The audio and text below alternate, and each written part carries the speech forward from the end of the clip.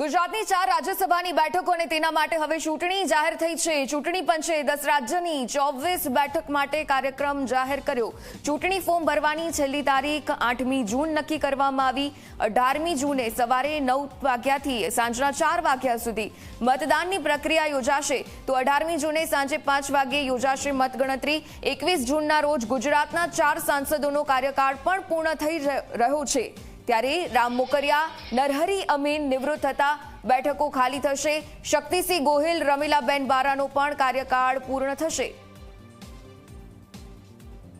Phone line પર સંવાદદાતા હિતલ જોડાયા છે, વિગતે જાણકારી તેમની પાસેથી લઈએ। હિતલ, જે રીતે ગુજરાતની રાજ્યસભાની બેઠકો માટે ચૂંટણી જાહેર થવાની છે, મંત્રીઓની જગ્યા પણ ખાલી થશે, આ ચૂંટણી સંદર્ભે શું માહિતી આપની પાસે?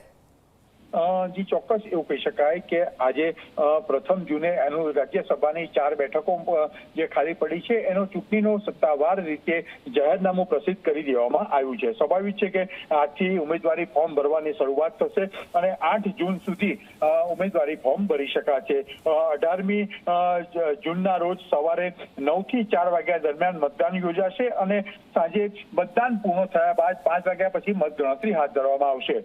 જો કે ગુજરાત વિધાનસભાની જે પ્રકારે ધારાસભ્યોની સ્થિતિ છે એમાં ભાજપની જે પ્રબળ બહુમતી છે અને કોંગ્રેસના માત્ર 12 ધારાસભ્યો છે, એટલે ચૂંટણી થવાની શક્યતા નહિવત માનવામાં આવી રહી છે, કારણ કે 4 બેઠકો હવે ભાજપના ફાળે જશે અને ગુજરાતના ઇતિહાસમાં પ્રથમ વખત એવું બનશે કે રાજ્યસભામાંથી કોંગ્રેસનો એક પણ ઉમેદવાર નહીં હોય। મોટાભાગે આજ જે રાજ્યસભાની 4 ખાલી પડેલી બેઠકોની ચૂંટણી છે એ બિનહરીફ જાહેર થશે, એટલે કે 8મી જૂને જ એક જાહેર થઈ જશે કે તમામ બેઠકોને બિનહરીફ થઈ છે।